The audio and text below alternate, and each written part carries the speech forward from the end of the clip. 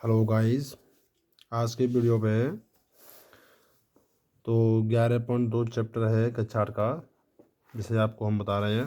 देखो इसमें क्या है, वही सीधा और प्रतिलोम अनुपात आपको बताना है, ठीक है। तो देखो पहले वाले सवाल के आपकी ये 5 पॉइंट है। पहला पॉइंट है किसी कार्य पर लगे व्यक्तियों की संख्या और उस कार्य को पूरा करने में लगा समय, इनमें कैसा अनुपात है वो आपको बताना है। तो देखो भाई मैं आपको बता दूं, एक तरफ हमारे होते हैं व्यक्ति और एक तरफ होते हैं हमारा समय।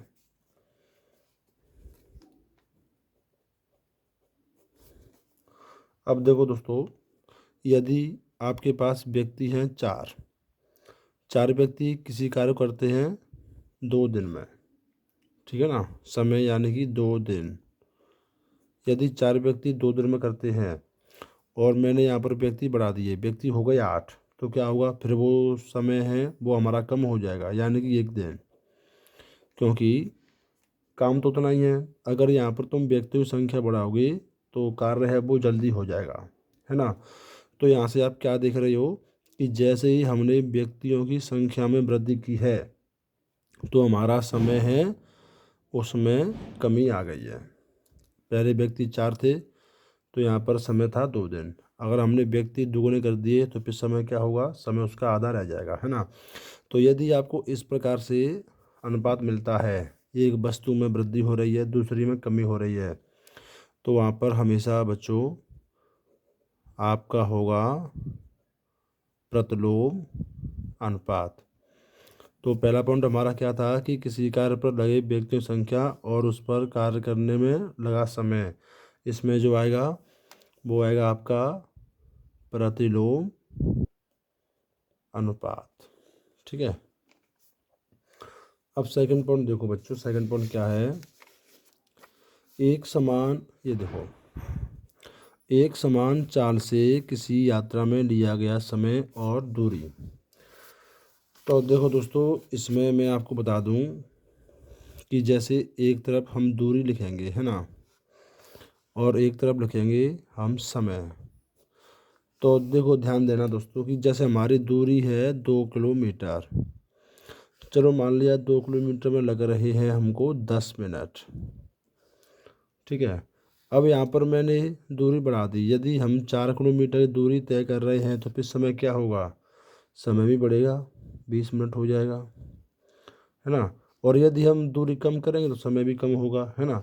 देखो यहाँ पर क्या किया हमने, दूरी बढ़ाई है, दूरी बढ़ाई है तो क्या है, यहाँ पर समय भी बढ़ रहा है ना।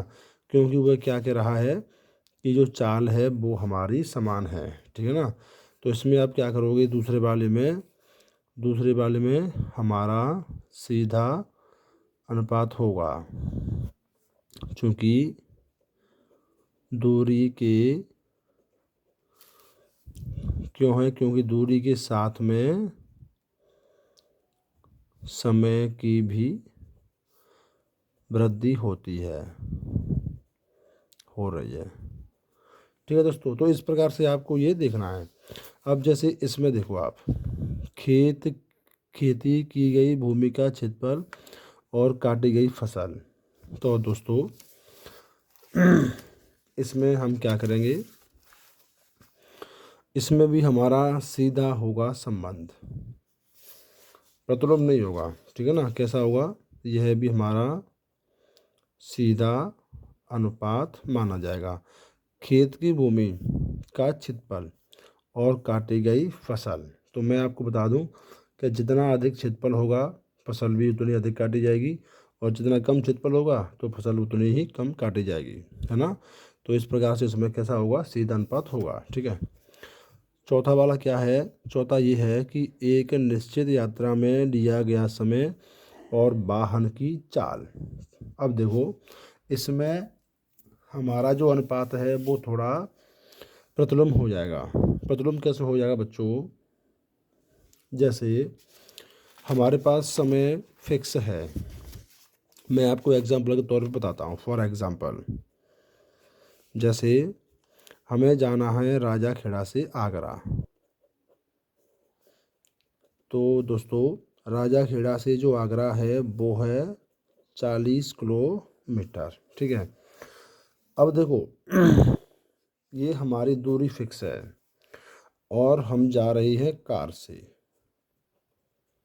ठीक है, अब देखो कार की जो स्पीड है वो हमने मान ली 40 किलोमीटर पर घंटा, यानी कि 1 घंटे में वो जा रही है 40 किलोमीटर की दूरी। ठीक है ना, कितने घंटे में? 1 किलोमीटर में 40 किलोमीटर, और उसकी स्पीड है वो क्या है? 40 किलोमीटर पर घंटे की है, ये उसकी स्पीड है। ठीक है दोस्तों, अब देखो यदि मैं यहाँ पर क्या करूँ, स्पीड कम कर दूँ। ठीक है, स्पीड जैसे मैं कर दूँ 20 किलोमीटर पर घंटा की स्पीड कर दूँ, तो यहाँ पर क्या होगा? यहाँ पर समय में वृद्धि हो जाएगी, यानी कि जो समय है वो दुगना हो जाएगा।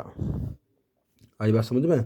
जैसे 40 किलोमीटर है, 1 घंटे में तय कर रहा है, ये 40 किलोमीटर की हमने स्पीड है, यानी 40 की स्पीड है। ठीक है ना, 40 की स्पीड से वह है 1 घंटे में तय कर रहा है 40 किलोमीटर। ठीक है, अब मैंने क्या किया कि स्पीड कर दी कम। क्या कर दी? कम। स्पीड कम कर दी तो समय क्या होगा? समय बढ़ जाएगा। जैसे स्पीड बढ़ाओगे तो समय कम लगेगा, और स्पीड कम होगी तो समय आपको ज़्यादा लगेगा, है ना। तो इसमें क्या है, इसमें जैसे कि यहाँ पे क्या है, ऊपर ज़्यादा है नीचे कम है, तो हमारा ये साइन आएगा। और नीचे क्या है कि ऊपर कम है नीचे ज़्यादा है, तो ये अब देख रहे हो आप, ये तीर का निशान ऐसे आ रहा है और ये ऊपर जा रहा है, तो कैसा संबंध है? इसमें प्रतिलोम है। ठीक है, प्रतिलोम अनुपात। तो इस प्रकार से हम बताएंगे। अब देखते हैं 5वां पॉइंट है, जैसे किसी देश की जनसंख्या और प्रतिभूमि का क्षेत्रफल। तो देखो दोस्तों इसमें भी क्या होता है, इसमें भी हमारा प्रतिलोम अनुपात होता है। जैसे कोई हमारे पास एरिया है 400 मीटर स्क्वायर और उसमें जनसंख्या रहती है 200 लोग। ठीक है, अब क्या होगा कि यदि हम लोग बढ़ाएंगे, यहाँ पे लोग मान लो हो गए 400, कुछ समय बाद लोग 400 हो गए, तो क्या होगा? जगह फिर कम पड़ने लगेगी, है ना।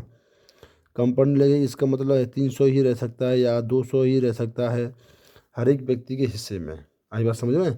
तो जैसे ही हमारे व्यक्ति बढ़ेंगे तो हर एक व्यक्ति के लिए जगह है वो हमारी कम होती जाएगी। ठीक है दोस्तों, तो ये 5वां है, इसमें आप क्या लिखोगे? प्रतिलोम संबंध, प्रतिलोम अनुपात। क्योंकि एरिया हमारा फिक्स होता है, एरिया में अगर 20 लोग रह रहे हैं, अगर 20 से ज़्यादा और लोग आ जाएंगे तो क्या हुआ? एरिया हमारा कम पड़ने लगेगा। ठीक है, तो इस प्रकार से ये हमारा पहला वाला सवाल हुआ। अब आते हैं हम अपने सेकंड वाले क्वेश्चन पर। सेकंड वाला क्वेश्चन क्या है, देखो एक टेलीविज़न गेम शो जिसमें 1 लाख की राशि रखी गई है। ठीक है ना, अब इसमें क्या है कि राशि है वो विजेताओं को समान रूप से वितरित की जानी है ना।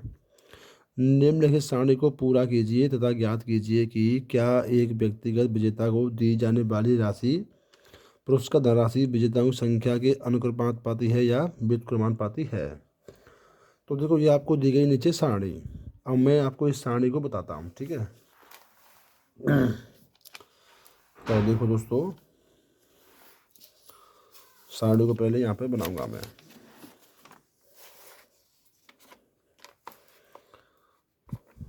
पहले है विजेताओं की संख्या,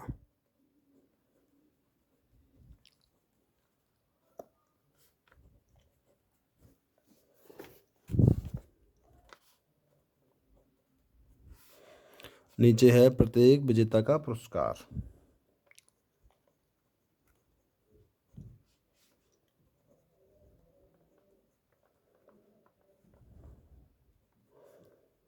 पुरस्कार हैं, देखो विजेताओं संख्या है, पहले 1 है, फिर 2 है, फिर 4, 5, फिर 8 है, फिर 10 है और फिर 20। अब देखो कुल राशि हमारी है वो है 1 लाख, है ना।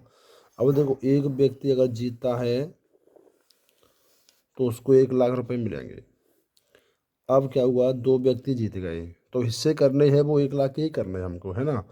एक व्यक्ति है 1 लाख रुपया, अगर 2 व्यक्ति हो गए तो फिर 1 लाख के 2 हिस्से हो जाएंगे, यानी कि 50-50 हज़ार आ जाएंगे प्रत्येक हिस्से में। ठीक है दोस्तों। अब अगला पॉइंट क्या है कि यदि विजेता 4 हो गए तो फिर 1 लाख के 4 हिस्से हो जाएंगे, 25-25 हज़ार।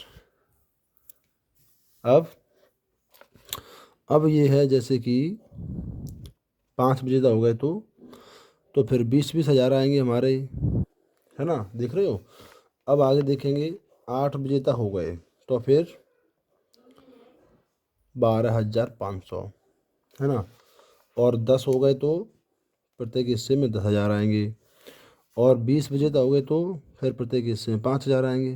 तो इस प्रकार से हम इसको भर देंगे। अब इसमें अनुपात क्या चल रहा है दोस्तों, वो आपको मैं यहाँ पर बताऊंगा। ठीक है, तो अनुपात क्या चल रहा है देखो। अनुपात की बात की जाए तो यहाँ पर आप लिखोगे चूंकि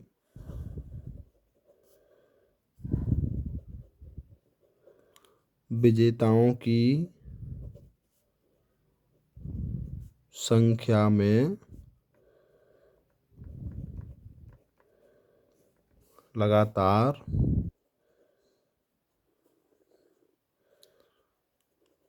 वृद्धि हो रही है तथा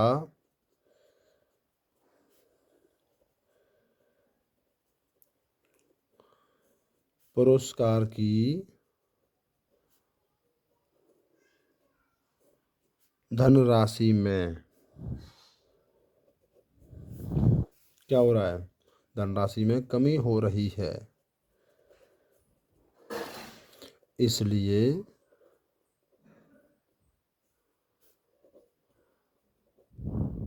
विजेता और पुरस्कार के मध्य प्रतिलोम अनुपात है। तो इस प्रकार से आप इसको बताओगे। ठीक है, अब आते हैं हम अपने तीसरे वाले सवाल पर। ये देखो, ये है तीसरा वाला सवाल।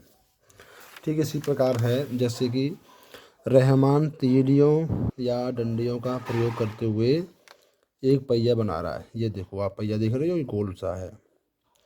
वह समान तीलियां इस प्रकार लगाना चाहता है कि किन्हीं भी क्रमागत तीलियों की युग्मों के बीच के कोण बराबर हों।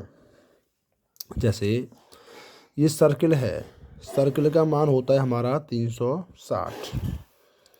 ठीक है बच्चों, ये पूरा सर्कल है 360 होता है। अब क्या किया उसने, इसके 4 हिस्से कर दिए। ये देखो 1 2 3 4, 360 के 4 हिस्से कर देंगे तो आपका प्रत्येक कोण होगा वो 90 डिग्री का हो जाएगा। ठीक है, अब आगे चलते हैं तो आगे उसने क्या किया, 6 हिस्से कर दिए। 360 में 6 का भाग दोगे तो प्रत्येक कोण आएगा वो 60 डिग्री का। आगे चलते हैं 1 2 3 4 5 6 7 8, 8 भाग कर दिए तो प्रत्येक कोण आएगा वो हमारा आएगा 8 चौके 32, 8 पंजे 40, यानी 45 का। तो इस प्रकार से आपको बताने हैं कि उसने कितने हिस्से किए तथा प्रत्येक हिस्सा कितने कितने कोण है। इसकी सारणी यहाँ पे दे रहा है पीछे, ये रही।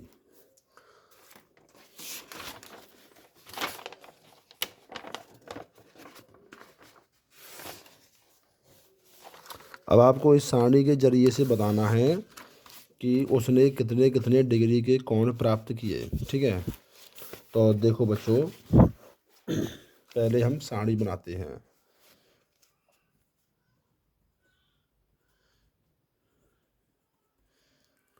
तीलियों की संख्या नीचे है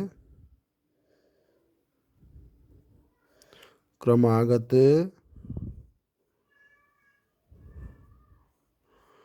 तीलियों के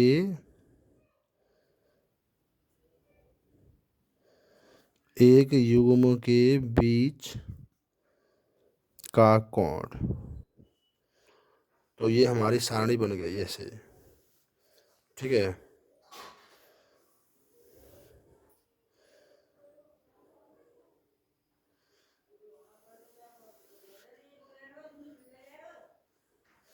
अब देखो यहाँ पर है तीलियों की संख्या 4, 6, 8, 10, 12। ठीक है, तो देखो यहाँ पर क्या कह रहा है कि जब 4 तीलियाँ हैं तो कोण बन गया 90 डिग्री का। 90 डिग्री कहाँ से है बच्चों? मैंने अभी बताया ना, ये पहिया है जिसका मान होता है पूरा 360। अब इसमें उसने ऐसे 4 तीलियाँ लगा दी तो 4 हिस्से हो गए। 360 में 4 का भाग दे तो कितना आ गया? 90। ये देखो, अब 6 तीलियाँ लगा दी हैं तो कितना कोण है? 60, यानी कि 360 में 6 का भाग दे दिया। अब 8 तीलियाँ लगा दी हैं तो फिर कितने का आएगा? 45 का। ठीक है, 10 तीलियाँ लगा दी हैं तो 360 में 10 का भाग दे दो, 36। और 12 लगानी है तो 360 में 12 का भाग दे दो, 12 तो 36, 30 डिग्री। तो ये तो होगी हमारी सारणी। अब क्या करना है? हमें देने हैं इसके प्रश्नों के उत्तर। प्रश्न का उत्तर क्या कह रहा है? देखो बच्चों, क्या तीलियों की संख्या और क्रमागत तीलियों की किसी युग्म के बीच का कोण प्रतिलोम समानुपात में है? आप क्या लिखोगे? पहला पॉइंट, हाँ प्रतिलोम है। प्रतिलोम क्यों है? क्योंकि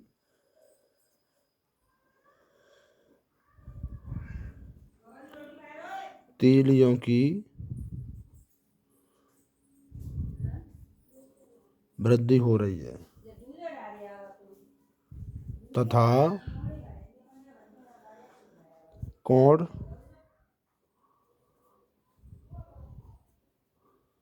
कमी हो रही है। तीलियों में क्या हो रहा है? वृद्धि हो रही है, और कोण में क्या हो रहा है? कमी हो रही है, इसलिए कैसा है ये? प्रतिलोम। अब आते हैं प्रश्नों पे। देखो प्रश्न क्या कह रहा है सेकंड वाला कि 15 तीलियों वाले एक पहिए के क्रमागत तीलियों के किसी युग्म का कोण क्या होगा, वो बताइए। सेकंड वाला पॉइंट।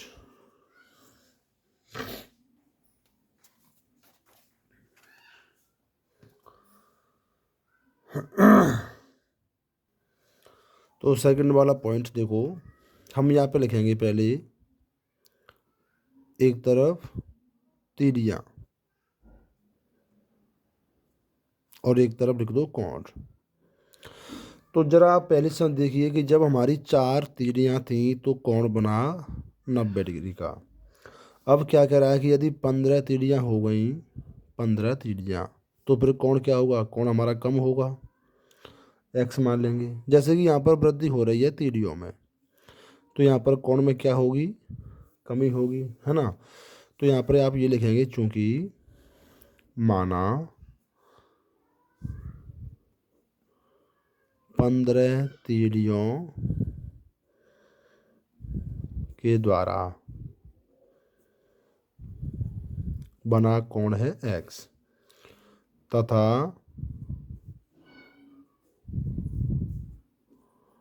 यह प्रतिलोम अनुपात है, इसलिए अब इसको समानुपात में सेट कैसे करोगे? तो पहले हमने बताया पूंछ वाला पॉइंट लेते हैं 4, फिर उसके साथ में ही आ जाएगा अनुपात करके 15। अब यहाँ पर समानुपात कर दो, यहाँ पर पूंछ वाला है x और फिर 90। अब देखो इसमें क्या करते हैं कि बाह्य पद का गुणा करते हैं और मध्य पद का गुणा करते हैं। तो मध्य पद है 15 इंटू एक्स, बाह्य पद है 90 इंटू 4। तो x का मान निकालोगे, 9 चके 36, 360, उसमें 15 का भाग दे दोगे, कितना आ जाएगा? 24 डिग्री। तो 15 तीलियां बनाएंगी 24 डिग्री का कोण। ऐसे ही हमें ये थर्ड वाला पॉइंट बताना है। ठीक है, थर्ड वाला पॉइंट देखो, हम उसी अनुपात से चलते हैं जो यहाँ पर दे रहा है ना, 4 और 90 से। एक तरफ तीलियाँ